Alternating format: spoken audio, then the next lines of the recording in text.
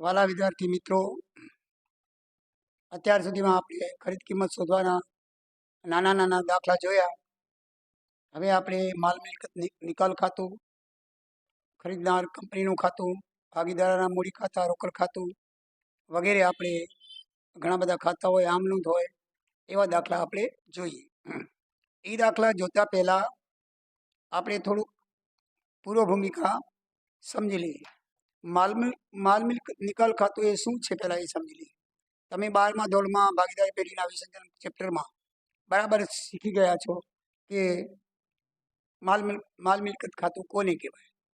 બરાબર છે, છતાંય આપણે થોડુંક યાદ કરી લઈએ. તો ભાગીદારી પેઢીના વિસર્જન સમયે તેની મિલકતો અને દેવાની નિકાલ માટે અથવા એની અસરો આપવા માટે જે ખાતું બનાવવામાં આવે તેને માલ મિલકત નિકાલ ખાતું કહેવામાં આવે છે. એનું બીજું નામ સંપાદન ખાતું પણ છે. હવે એ ઓપરેટ કેવી રીતે થાય? તો માલ મિલકત ખાતાની અંદર રોકડ અને બેંક સિવાયની બધી જ મિલકતો ચોપડે કિંમતવાળી ઉધાર બાજુ લેવામાં આવે છે અને મૂડી અને દેવા બાજુ દેવા લેવામાં આવે છે. શું લેવામાં આવે છે? દેવા લેવામાં આવે છે. એટલે કે દેવા જમા બાજુ લેવામાં આવે છે. શેમાં લેવામાં આવે છે? જમા બાજુ. બરાબર ને? મૂડી અને દેવા બાજુ જે રકમ લખેલી હોય દાખલાની રકમમાં, એ બધા દેવા કહેવાય. તો એ દેવા કેમાં લેવામાં આવે? માલ મિલકત ખાતાની જમા બાજુ લેવામાં આવે છે. એ દાખલાની જે રકમ આપેલી હોય ને, રકમમાં દર્શાવેલી મિલકતો અને દેવા એ ચોપડે કિંમત કહેવાય. સમજી લેજો, એ શું કહેવાય છે? ચોપડે કિંમત. તો ચોપડે કિંમત એટલે કે દાખલાની રકમ પ્રમાણે જે રકમ હોય એ સીધી માલ મિલકત ખાતામાં લેવામાં આવે છે. મિલકત હોય ઉધાર બાજુ અને દેવા હોય જમા બાજુ લેવામાં આવે છે. અને પછી બેનો જે ડિફરન્સ આવે, નફો આવે કે ખોટ આવે, તો એ ભાગીદારના મૂડી ખાતે નફા નુકસાન પ્રમાણમાં લઈ જવામાં આવે છે. સમજાઈ ગયું ને? કે તફાવત શોધીએ, નફો કે ઉધાર બાજુ હોય, જમા બાજુ વધારે હોય તો નફો કહેવાય, ઉધાર બાજુ વધારે હોય તો ખોટ કહેવાય. એ ભાગીદારના મૂડી ખાતે લઈ જવામાં આવે છે. બરાબર છે? એ માલ મિલકત ખાતા વિશે આટલું તમારા માટે બરાબર છે. એનાથી વધારે તમે બધું 12મા ધોરણમાં ભણી ગયા છો. તો હવે આપણે અદેશ્ય મિલકતો, અવાસ્તવિક મિલકતો અને ભેગો થયેલો નફો કોને કહેવાય એના વિશે જોઈએ. હવે તમને ખ્યાલ તો છે જ, છતાંય પણ આપણે જોઈ લઈએ. અદેશ્ય મિલકત એટલે કે દેખાતી ન હોય પણ એની ક્રેડિટ હોય. દાખલા તરીકે કોપીરાઇટ છે, પાઘડી છે, ટ્રેડમાર્ક છે, પેટન્ટ છે, એ દેખાય નહીં. આ બધી શાખ ઉપર હોય છે. તમે બુક આપી હોય, આપણે લેખક હોય એને બુક લખી હોય અથવા કોઈ કાવ્ય સંગ્રહ કે નવલકથા લખી હોય તો પોતે તો છાપે નહીં, કોઈ પ્રકાશકને આપી દે. પ્રકાશક એને કોપીરાઇટ લઈ લે અને પછી પોતે છાપી નકલ કરી અને એને આપે. એ કોપીરાઇટ કહેવાય. અથવા આપણે પોતે કાંઈ કરીએ, છાપીએ પોતે, અને એ કોઈ એનો ઉપયોગ ન કરી શકે, એટલે સી લખી અને પછી આપણે બુક ઉપર છપાવી છે, એ કોપીરાઇટ છે. એ કોપીરાઇટ એટલે કે આપણા પોતાના હક છે, કોકને વેચી નાખીએ. બરાબર છે? એ અદેશ્ય મિલકત. પાઘડી એ ક્રેડિટ છે. તમારો ધંધો ચાલતો હોય બરાબર જે નામે, તો એ ક્રેડિટ કહેવાય. તો પાઘડી છે એ પણ એક અદેશ્ય મિલકત છે. ટ્રેડમાર્ક છે, આપણો કોઈ માર્ક એવો હોય, ધંધાનો સિમ્બોલ એવો હોય, એ આપણા નામે, એ સિમ્બોલથી જ માલ વેચાતો હોય, તો એને ટ્રેડમાર્ક કહેવાય. પેટન્ટ એ પણ અદેશ્ય મિલકત છે. પેટન્ટ એટલે એને પણ આપણે જે આપણા હકો હોય એને આપી દીધેલા હોય તો એની કિંમત જે આપણને મળે તેને અદેશ્ય મિલકતની કિંમત કહેવાય છે. આ બધી મિલકતો દેખાતી નથી પણ એની વેલ્યુ હોય છે. એટલે એની એવી જે મિલકતો હોય છે ને, એ હિસાબમાં લેવાતી નથી. જો હવાલામાં આપેલી હોય તો જ લેવાય છે, નકે લેવામાં આવતી નથી. સમજાણું? આ રીતે હોય છે.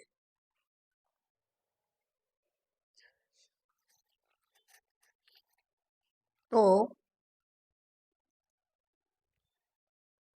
અદેશ્ય મિલકતો વિશે આપણે જોયું. એ હવાલામાં જો આપણને આપેલી હોય તો જ લેવામાં આવે છે. બજાર કિંમતે લેવામાં આવે છે. બજાર કિંમતે એટલે કે હવાલામાં આપેલી કિંમતે. હવાલામાં આપેલી કિંમત હોય ને એ બજાર કિંમત કહેવાય, અને દાખલામાં આપેલી કિંમત હોય ને એ ચોપડે કિંમત કહેવાય. માલ મિલકત ખાતામાં ચોપડે કિંમત લેવાની હોય, અને આપણે જ્યારે ખરીદ કિંમત બનાવીએ ને ત્યારે એમાં બજાર કિંમત લેવાની હોય. ખરીદ કિંમતમાં હંમેશા બજાર કિંમત લેવાની હોય, ચોપડી કિંમત લેવાની હોય નહીં. ચોપડી કિંમત ને બજાર કિંમતમાં ફરક સમજજો. દાખલાની જે રકમ છે ને એમાં જે કિંમતો દર્શાવેલી હોય, દેવાની કે મૂડીની કે મિલકતની, એ બધી ચોપડી કિંમત કહેવાય. અને હવાલામાં જે કિંમત આપેલી હોય, સુધારેલી વધારેલી કે કાંઈ પણ, એ બધી બજાર કિંમત કહેવાય. અને હિસાબમાં બજાર કિંમત લેવાની હોય છે, ચોપડી કિંમત નહીં. માલ મિલકત ખાતામાં ચોપડી કિંમત લેવાની હોય છે. ભેગો થયેલો નફો, આપણે કોઈ પણ અનામત, આપણે ધંધાના અકસ્માત વર્તે કંઈક એવો બનાવ બને, કર્મચારીનો પણ કંઈક અકસ્માત થાય તો એને કંઈક વળતર આપવું પડે. બીજું નફા, ઘણી વખત કોઈ આકસ્મિક સંજોગોને કારણે ખોટ જાય, બરાબર, યુદ્ધ થાય, તો આવા સંજોગોમાં આપણે ધંધો ટકાવી રાખવા માટે અમુક અનેક જાતના અનામત ભંડોળ આપણે ઊભા કરતા હોઈએ છીએ. એ નફામાંથી થોડો થોડો ભાગ આપણે જમા કરતા હોઈએ છીએ દર વર્ષે. એટલે એક જાતનો એ નફો છે. તો આ બધા ભેગા થયેલો નફો કહેવાય. સામાન્ય અનામત છે, મૂડી અનામત છે, અકસ્માત વળતર ભંડોળ છે, વીમા ભંડોળ છે, નફા નુકસાન ખાતાની જમા બાજુ છે, એ બધા અકસ્માત ભંડોળ કહેવામાં આવે છે. બરાબર ને? આ કોઈ પણ હિસાબમાં લેવામાં આવતા નથી. એક આ અકસ્માત ભંડોળ છે, એમાં જો આપણે હવાલામાં સૂચના આપેલી હોય કે કોઈ કર્મચારીને અકસ્માત થયેલો છે અને એને વળતર આપવાનું છે, તો એ તમારે હિસાબમાં લેવાનું. તો અકસ્માત વળતર ભંડોળ એ તમારે હિસાબમાં લેવાનું, ન કે કોઈ જાતના ભેગા થયેલા ભંડોળો, અનામત ભંડોળો હિસાબમાં લેવાના હોતા નથી. અવાસ્તવિક મિલકતો. અવાસ્તવિક મિલકતો કેને કહેવાય? કે પ્રાથમિક ખર્ચે, ડિબેન્ચર વટાવ છે, જાહેરાત ખર્ચે, નિકાસ ખર્ચ છે, બાંયધરી કમિશન છે, નફા નુકસાન ખાતાની ઉધાર બાજુ છે, એ બધી અવાસ્તવિક મિલકતો કહેવાય છે. અને અવાસ્તવિક મિલકતો હિસાબમાં લેવામાં આવતી નથી. તો ઉપરની ત્રણેય હિસાબોમાં લેવામાં આવતી નથી જો સૂચના ન આપેલી હોય હવાલામાં તો, અને તેનો નિકાલ ભાગીદારોના મૂડી ખાતે કરવામાં આવે છે. હવે આપણે આમનો જોઈએ.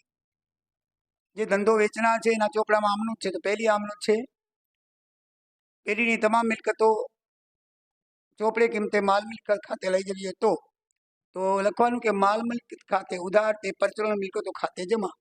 એટલે માલ મિલકત ખાતાની ઉધાર બાજુ ટોટલ જેટલી રકમ હોય મિલકતની, દાખલા તરીકે 5 લાખ તો 5 લાખ લખી નાખવાની.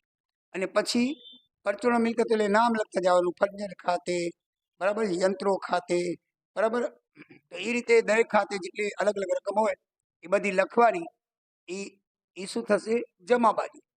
એ બાજુ તે જમા પરચુરણ મિલકતો ખાતે જમા કરતા જવાની, અને માલ મિલકત ખાતાની ઉધાર બાજુ એ બધી રકમ લખાશે.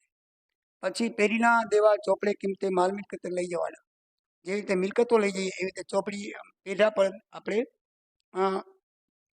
પેઢીના દેવા પર આપણે લઈ જવાની. પેઢીના દેવા લઈ જઈએ તો એ દેવા ખાતે ઉધાર તે માલ મિલકત નિકાલ ખાતાની જમા બાજુ લખવામાં આવે.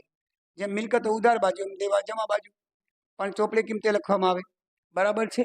અને પરચુરણ દેવા ખાતે લખાય, એ પરચુરણ મિલકત ખાતે લખાતું, એ પરચુરણ દેવા ખાતે લખાશે. પછી ત્રીજું છે અનામત ભંડોળ. કોઈ પણ અનામત ભંડોળ હોય તે ભાગીદારોના અનામત ભંડોળ ખાતે ઉધાર કરીને ભાગીદારોના મૂડી ખાતે જમા કરવાનું. અનામત ભંડોળ ખાતે ઉધાર, અનામત ભંડોળનું નામ લખવાનું.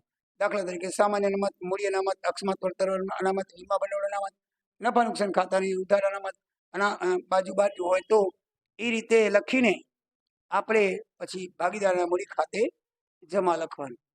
પછી કંપની તરફથી આપણને જે ખરીદ કિંમત આપવામાં આવે, શેર, ડિબેન્ચર, રોકડ વગેરે આપવામાં આવે, તો એની આમનું શું થાય? તો ખરીદનાર કંપનીના શેર ખાતે, ડિબેન્ચર ખાતે, રોકડ ખાતે કે બેંક ખાતે ઉધાર લખવાનું, અને તે ખરીદનાર કંપની ખાતે જમા લખવાનું. ત્યારબાદ જો આપણે જે કિંમત, જે મિલકત નથી લેતી કંપની, દેવા નથી લેતી, તો એની આમનું શું થાય? જો મિલકત આપણે વેચી અને રોકડ કરવામાં આવે તો રોકડ ખાતે ઉધાર તે માલ મિલકત નિકાલ ખાતાની જમા બાજુ લખી નાખવાનું. બરાબર છે? માલ મિલકત ખાતાની જમા બાજુ લખવાનું, રોકડ ખાતે ઉધાર, જેટલી મિલકત વેચાણી હોય તે. એટલે આમનું થશે રોકડ ખાતે ઉધાર તે માલ મિલકત નિકાલ ખાતે જમા. એવી રીતે કોઈ ભાગીદાર લઈ લે, શું લઈ લે? કે ભાઈ ભાગીદાર એમ કે ભાઈ મારા મિલકત ખપે છે, હું પોતે લઈ લઉં છું.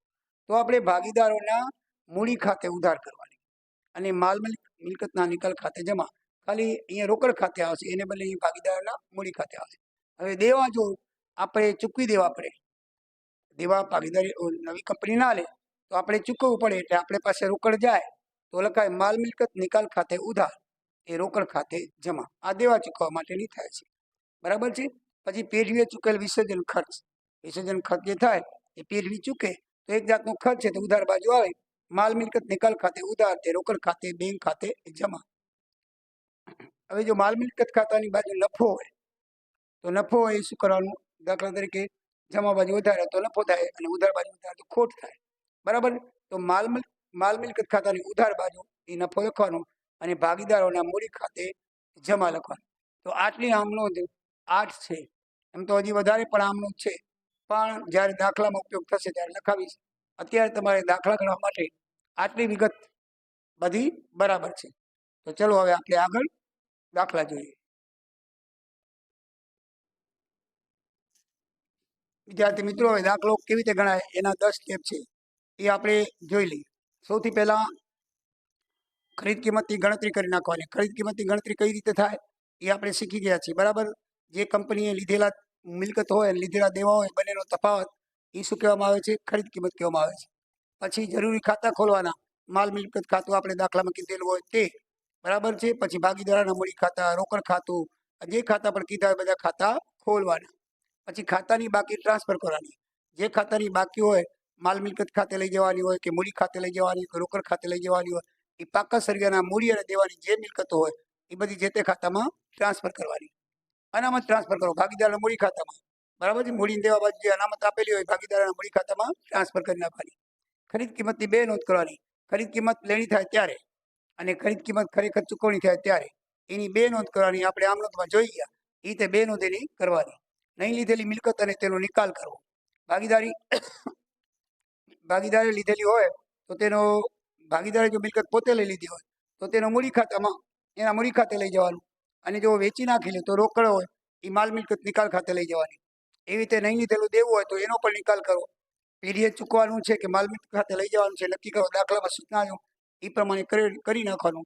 જો પેઢીએ લેવાનું હોય તો માલ મિલકત ખાતામાં લઈ લેવાનું અને જો પેઢીએ ચૂકવવાનું હોય બરાબર તો એ ચૂકવી દેવાનું. એ પ્રમાણે આપણે આ નોંધ કરવી છે. અને ન ચૂકવવાનું હોય તો માલ મિલકત ખાતે લઈ જવાનું હોય તો એ નક્કી કરવાનું હોય છે. પછી વિસર્જન ખર્ચ જો આપેલું હોય તો લખવાનું માલ મિલકત ખાતાની ઉધાર બાજુ. અને પછી માલ મિલકત ખાતું બંધ કરી અને નફો આવે કે ખોટ એ ભાગીદારના મૂડી ખાતે લઈ જવાનું. અને પછી ખરીદી પેટે જે આપણને શેર મળ્યા હોય, ડિવેન્ચર મળ્યા હોય કે રોકડ મળી હોય એ ભાગીદારોના નક્કી કરેલા પ્રમાણમાં દાખલા પ્રમાણે આપ્યું તો એ પ્રમાણે ન આપેલું હોય તો છેવટની મૂડી જે હોય એના પ્રમાણમાં આપણે વેચી દેવાનું. અને એ વધઘટ રકમ જે છે એ રોકડ ખાતે જમા કરવાની. રોકડ ખાતું એ જમા કરવાથી જો બંધ થઈ જાય એટલે કે બંને બાજુ સરખી થાય તો સમજવાનું કે આપણો દાખલો સાચો છે. તો આ રીતે આપણે દાખલો ગણવાનો. તો ચલો આપણે દાખલો ગણીએ. તો ચાલો વિદ્યાર્થી મિત્રો આપણે દાખલો જોઈએ.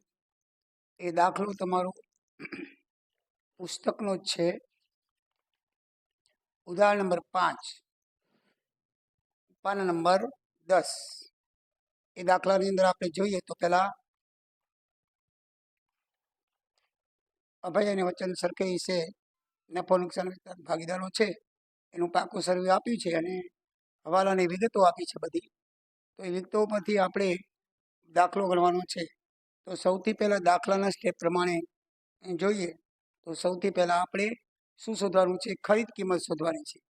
તો ખરીદ કિંમત આપણે અહીંયા શોધેલી છે. કેવી રીતે ખરીદ કિંમત શોધવાની છે? તો કંપનીએ લીધેલા જે દેવા છે એ જ મિલકતો છે એ જ આપણે લેવાના છે. તો એમાં લખેલું છે કે કંપની, પહેલો મુદ્દો છે એ આપણને ખરીદ કિંમત પેટે 3500ના પૂરા ભરપાઈ થયેલા ઇક્વિટી છે 100 રૂપિયાના અને 110ના બજાર ભાવે આપે છે. આપણને 10,500ના પ્રેફરન્સ છે, ₹10નો એક એવા બાકીની રોકડ આપે છે. તો એ ખરીદ કિંમતની ચૂકવણી આ રીતે. ઇક્વિટી છે 3500, દરેકનું 100 એટલે 3,50,000. પછી એના ઉપર પ્રીમિયમ છે 110 ભાવ લખ્યો છે ને એટલે 100 રૂપિયાનું તો 110 એટલે 10 રૂપિયા વધારે ચૂકવવા પડે એટલે પ્રીમિયમથી આપે છે. એટલે 3500નો એક છે એના પર 10 રૂપિયા પ્રીમિયમ એટલે 35,000 બીજા આપવા પડે. બરાબર. 110નો ભાવ છે એટલે 100 રૂપિયાનો ખરો પણ 10 રૂપિયા વધારે આપવા પડે પ્રીમિયમથી એટલે વધારે આપવા પડે. અને પ્રેફરન્સ શેર છે એ 10 રૂપિયાનો એક એવો છે એટલે 10,500 × 10 એટલે 10,500 1,05,000 એનો ગુણાકાર વત્તાકાર કરી તો 4,90,000 થાય. તો 4,90,000 માં આપણે દેવાના છે 5,25,000. એટલે રોકડના બાકી જે છે એ 35,000 તૂટે એ રોકડ આપવાની છે. ટોટલ આપણે 5,25,000 નું આ રીતે ખરીદ કિંમતની ચૂકવણી થશે. પહેલા ખરીદ કિંમત આપણે અહીંયા શોધેલી છે એટલે હું તમને બતાવી દઉં કે પાઘડી છે એ હવાલા 3 લખેલું છે કે 36,750 ની ગણવાની છે. એટલે આપણે બજાર કિંમત લીધેલી છે 36,750. ચોપડે કિંમત લેવાની નથી. જમીન અને મકાન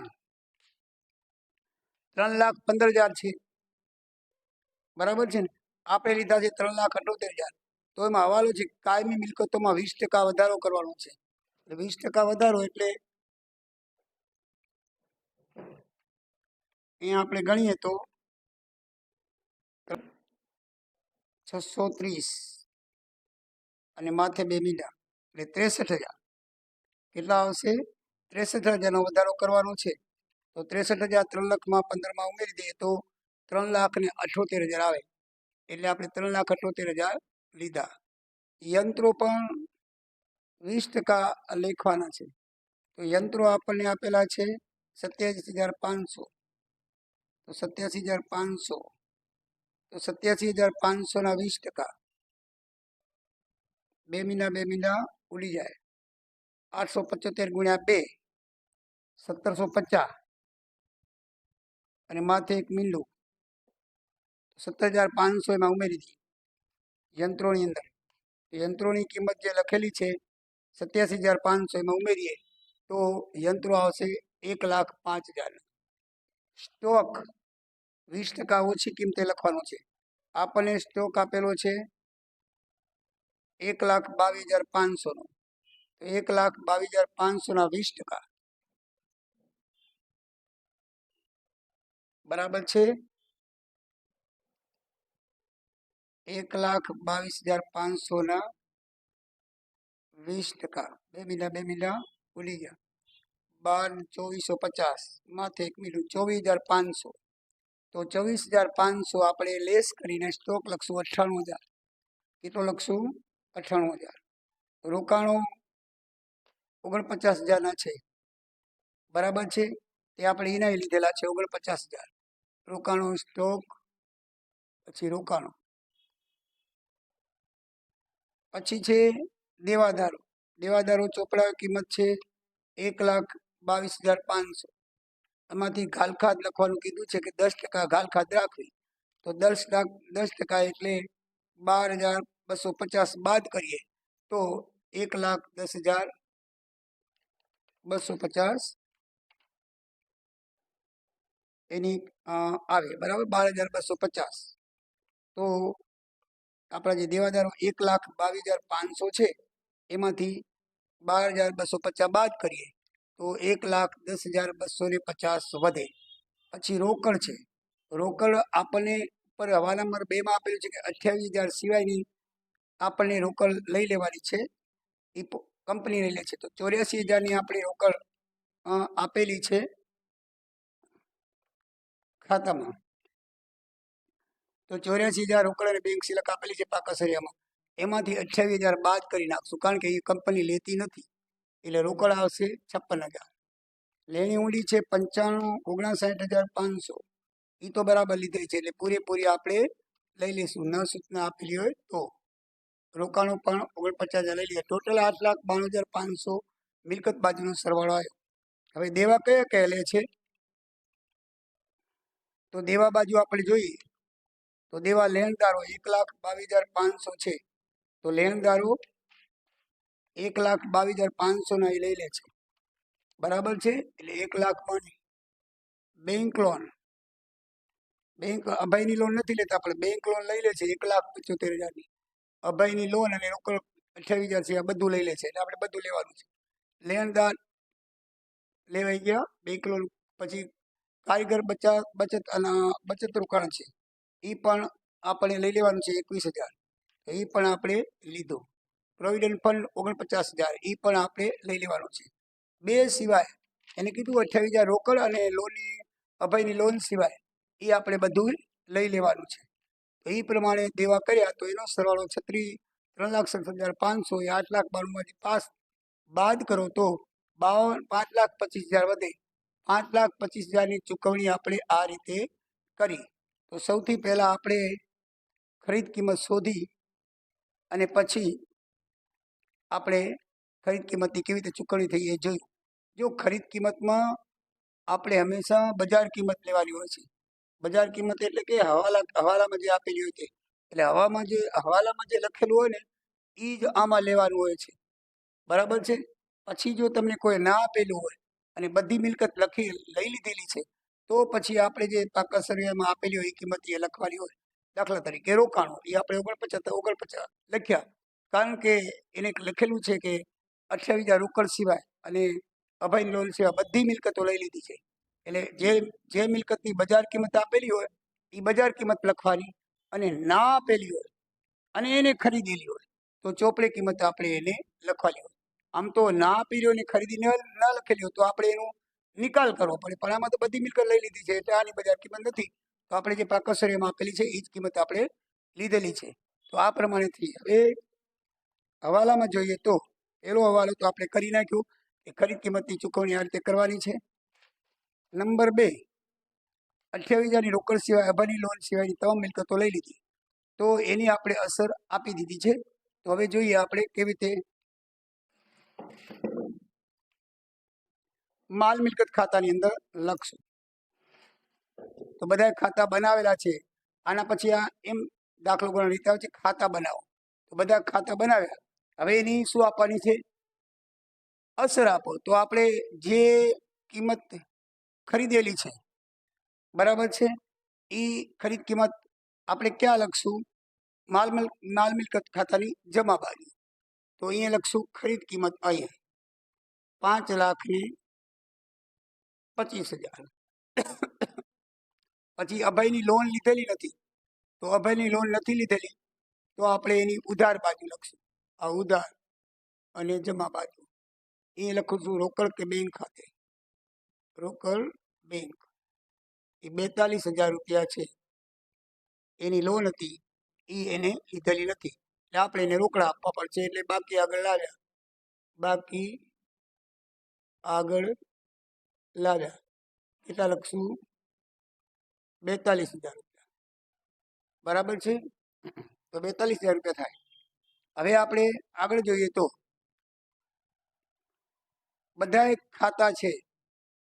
માલ મિલકત ખાતામાં શું આવે કે ચોપડે કિંમત આવે. તો બધી ચોપડે કિંમત જે લખેલી છે એ પ્રમાણે આપણે લખી નાખવાની છે. મિલકતોમાં જોઈએ તો જમીન મકાન 3,15 તો લખી નાખો 3,15,000. બરાબર છે.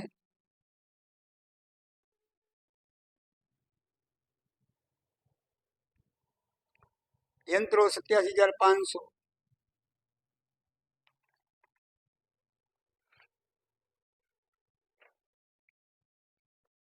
બરાબર છે. પછી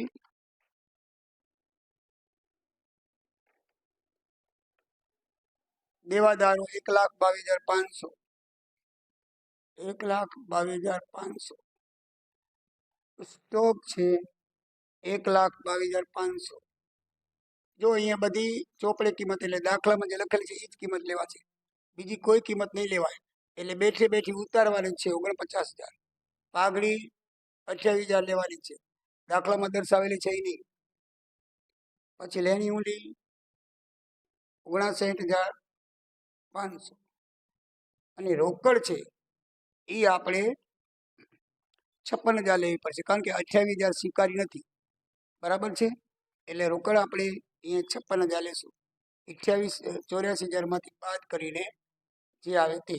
એટલે આ જે છે એનો ટોટલ સરવાળો 8,40,000 થાય છે. એ રીતે એને દેવા કયા લીધા છે જોઈ લઈએ. આપણે ભાગીદારો પર ગાલખાતા અનામત લખેલી છે 10,500, એટલે એ 10,500 લઈ લઈએ. બેંક લોન આ લીધેલી છે પણ ઓ નથી લીધેલી એટલે આપણે લીધેલી છે લખી નાખશું.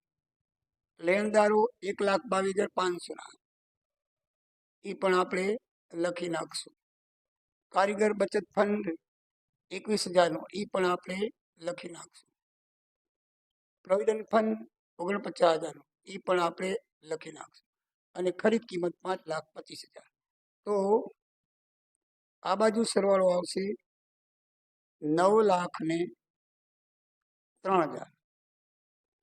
હવે જે ખૂટે છે રકમ આ બાજુ અહીંયા 9,03,000 છે, એમાંથી 84,000 બાદ કરીએ તો 63,000 વધે. તો સરખા પ્રમાણમાં 31,500 નફો આવ્યો છે, તો એ આપણે વેચી દઈએ. આ બે, એક અભયના મૂડી ખાતે આપણે લખ્યું હતું ને, અને બીજો વચનના મૂડી ખાતે. આપણે લખ્યું હતું નફો હોય એના મૂડી ખાતે લઈ જવાનો, તો આપણે નફો છે એના મૂડી ખાતે લઈ જઈએ. બરાબર છે, નફો છે એટલે જમા બાજુ થાય. આ એનું મૂડી ખાતું છે એટલે માલ મિલકત ખાતું. શું લખવાનું? માલ મિલકત ખાતેથી નફો 31,500 અને 31,500. બરાબર છે. હવે પછી 28,000 જે લીધી નથી આપણે, રોકડ એને નથી લીધી, તો આપણા રોકડ ખાતાની અંદર બાકી આગળ આવ્યા તરીકે દર્શાવાશે. બાકી આગળ લાવ્યા 28,000. કેટલા? એ ક્યાંથી આવ્યા? 84,000માંથી 56,000 અહીંયા આવી ગયા, બાકી એને લીધા નથી. જો હવાલા નંબર 2માં એ 28,000 રોકડ નથી લીધી, એટલે આપણી પાસે રોકડ વધી જાય છે આપણી પાસે, તો ઉધાર બાજુ આવશે. બરાબર છે. રોકડ બાકી આગળ લાવ્યા એ 28,000 લખ્યા. હવે શું કરવાનું છે? એની અસરો જે છે એને, દાખલા નંબર આપણે જોઈએ કે ભાઈ પ્રેફરન્સ શેર છે એની બધી અસરો આપો. ભાગીદારે આપણે પ્રેફરન્સ શેર છે એની અસર આપણે આપીએ, તો ભાગીદારોના મૂડી પ્રમાણમાં પ્રેફરન્સ અને ઇક્વિટી શેર એ 3:2 પ્રમાણમાં વેચાશે. કારણ કે આમાં કેવી રીતે વેચવાય કંઈ સૂચના આપી નથી. બરાબર ને? આપેલી છે, જરાક જોઈ લો. આ તો મૂડીના પ્રમાણ લખ્યું છે, પાકા સર્વેની મૂડીના પ્રમાણમાં વેચવામાં આવશે. તો મૂડીનું પ્રમાણ છે 3:2, તો એના પ્રમાણમાં આપણે વેચીએ તો શેર પ્રીમિયમ છે કેટલા છે? 3,50,000. તો 3:2 પ્રમાણમાં વેચીએ તો એ લખશું. બરાબર છે. અભય વચન લિમિટેડના ખાતે શું લખશું?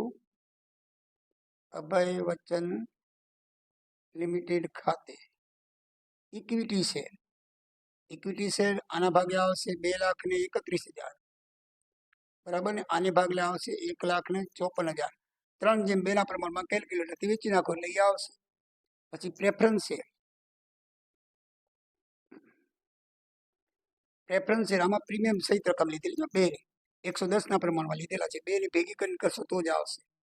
પ્રેફરન્સ શેર આને ભાગે આવશે 63,000 અને આને ભાગે આવશે 42,000. બરાબર છે. વેચણી થઈ ગઈ. બાકી છે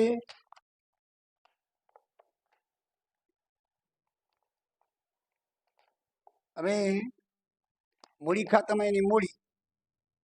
બરાબર છે. બાકી આગળ લાવ્યા. બાકી આગળ લાવ્યા તો અભયની મૂડી છે 2,10,000, તો એ લખી નાખવાની. અને વચનની મૂડી છે 1,40,000, એ પણ આપણે અહીંયા લખી નાખવાની. હવે સામાન્ય અનામત જો, હવે આપણે શું કીધું હતું કે કયા ભાગીદાર બાકી દેવા છે, દાખલો ગણી તો દેવા કયા કયા નથી લીધા અને શું નિકાલ કરવો. એનો જો સામાન્ય અનામત 77,000 છે, તો એનો લીધેલા નથી, તો 77,000નો આપણે ભાગીદારના મૂડી ખાતે લઈ જવાના. સરખા પ્રમાણમાં મૂડીના પ્રમાણમાં નહીં, પણ નફા નુકસાન પ્રમાણમાં જે કીધું છે કે સરખા પ્રમાણ વેચતા ભાગીદાર છે, એટલે સામાન્ય અનામત છે એ કેવી રીતે આવશે? 38,500 અધોઅધ 38,500. પછી કારીગર અનામત ફંડ એ છે 21,000, તો અધોઅધ વેચી નાખો. કારીગર અનામત ફંડ તો આને ભાગે આવશે 10,500, આને ભાગે પણ 10,500. બરાબર, વેચી નાખ્યા. હવે નફો પણ આપણે વેચી દીધો 31,500 બરાબર. હવે તમે પહેલા વચનનું જોઈએ તો જે બાજુનો સરવાળો વધુ હોય એ બાજુ આપણે ટોટલ કરવું જોઈએ. 140, 178 ને 188. આ બાજુ 188 જેવો થાય છે ને આ બાજુ 156 જેવો થાય છે. આ બાજુનો સરવાળો વધારે થાય છે. આ બાજુનો પહેલા કરી લેવાનો આપણે. તો એ બાજુનો કરી લઈએ આપણે સરવાળો વચનનો. બરાબર છે. તો 2,20,500 લખેલા છે. 2,20,500. તો અહીંયા પણ 2,20,500 થવા જોઈએ. કેટલા થવા જોઈએ? 200. તો કેટલા ખૂટે છે? તો ખૂટે છે 24,500. તો એ આપણે લખી નાખવાના અને એ રોકડ ખાતે રોકડ બેંક ખાતે લઈ જવાના. મેં તમને કીધું હતું ને કે મૂડી ખાતું બંધ કરીને ક્યાં લઈ જવાનું? રોકડ ખાતે. બરાબર છે. એ 24,500 અહીંયા ક્યાં બોલે છે? ઉધાર બાજુ. તો રોકડ ખાતાની અંદર ક્યાં આવશે? જમા બાજુ આવશે. ક્યાં આવશે? એ વચનની મૂડી ખાતે લઈ આવી છે. તો વચનના મૂડી ખાતે કેટલા લઈ આવ્યા? 24,500. બરાબર છે. પછી હવે આ બેમાં કોનો સરવાળો વધારે થાય છે એ જોઈ લે. તો મને લાગે છે આ બાજુમાં અભયનો 2,94,000 થઈ ગયા છે. અમારો 2,94,000. બરાબર સરવાળો. હવે આ બાજુ સરવાળો કરીએ તો 2,94,000 નહીં થાય અભય. બરાબર 2,10,000 જ છે ને 10 ને 38, 48, 10, 58 અને 30, 88,000 જેવો થાય. એટલે આમાં થોડાક ખૂટે છે. તો કેટલા ખૂટે છે? 3500 રૂપિયા જ ખાલી ખૂટે છે. તો એ રોકડ કે બેંક ખાતે લઈ જવાના. કારણ કે જે ખૂટતા હોય રોકડ કે બેંક ખાતે એની જમા બાકી છે. તો આ બાજુ ઉધાર બાજુ લખવાના આપણે. શું લખવાનું? ઉધાર બાજુ અભયની મૂડી ખાતે. કેટલા લખવાના છે? 3500. બરાબર. પછી હવે આપણે અભયની લોન હતી એ લોનની ચૂકવણી થઈ તો એ રોકડ ખાતામાં થશે. અભયના લોન ખાતે 42,000 કરવા પડશે. અભયના લોન ખાતે, કારણ કે એ કંપનીએ લીધી નથી, આપણે ચૂકવવાના છે. તો એ ચૂકવવાના છે તો એ જાય તો જમા 42,000 આપણે એને દેશું. તો 42,000 લોન ખાતે થશે. તો એ અભય વચ્ચન લિમિટેડ ખાતે જે 35,000 રૂપિયા છે એ આપણે અહીંયા રોકડ તફાવત આવ્યો છે. બરાબર છે. એ આપણને મળ્યા છે. તો એ આપણી આવક થઈ. એટલે અભય વચ્ચન લિમિટેડ ખાતે 35,000 રૂપિયા આપણે અહીંયા ખાતામાં દર્શાવશું. તો આ રીતે આપણે દર્શાવ્યા. તો હવે બંને બાજુ જો મળી જાય તો આપણો દાખલો સાચો અને કે આપણો દાખલો ખોટો. તો બંને બાજુ ટોટલ મારીએ તો 63,000 થાય છે. 66,500 થાય છે. 66,500 અને આ બાજુ પણ 66,500 થાય છે. આ 35,000 છે ને એ અભય વિચન લિમિટેડ ખાતે લઈ જવામાં આવશે. શું કામ લઈ જવામાં આવશે? કારણ કે એ 35,000 રૂપિયા એને રોકડ તરીકે ચૂકવ્યા છે. આપણને આવી છે. જો 3,50,000 ઇક્વિટી શેર, પ્રીમિયમ આવ્યું 35,000 અને પ્રેફરન્સ 1,05,000 અને એ રોકડ આ 35,000 આવી છે. એ રોકડ ખાતે આવે તે ઉધાર બાજુ 35,000 આપણે લખ્યા. એ રોકડ ખાતું થયું પૂરું. બંને બાજુ સરવાળો મળી જાય છે. આપણો દાખલો રાઈટ છે. તો આ પ્રમાણે આપણો દાખલો તમે પાન નંબર 10 ઉપર જોઈ શકો છો. હવે મારી ચેનલને સબસ્ક્રાઈબ કરતા રહેજો. અને હજી પણ એક આમનો દ્વારો દાખલો હું ગણાવીશ, સ્વાધ્યાયનો પણ ગણાવીશ. મારી ચેનલ જોતા રહેજો. જય દ્વારિકાધીશ, જય સિયારામ.